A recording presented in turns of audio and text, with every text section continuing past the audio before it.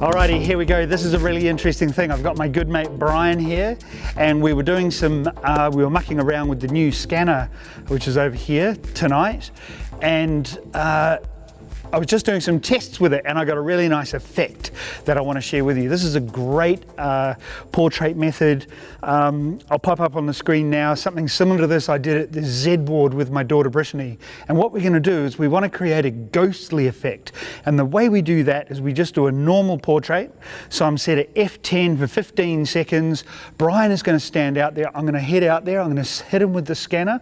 And then he's going to come out of the shot and we'll leave the background exposed for a little while. Now, because we've got the pictures on the wall behind him, it's almost going to be like a layered Photoshoppy thing, because of course we don't do that.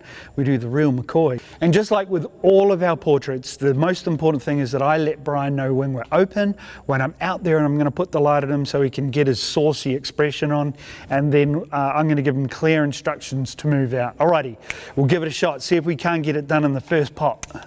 Lights are out, eyes are adjusting. There's the Brian. I'll record the screen.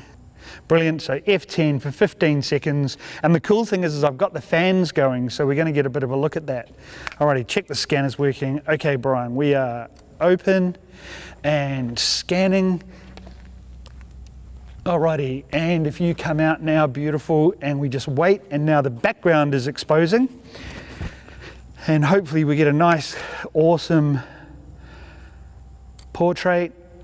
Boom, there it is. Okay, so let's take a look at this. So I've got hit play, zoom in, and there he is, almost transparent.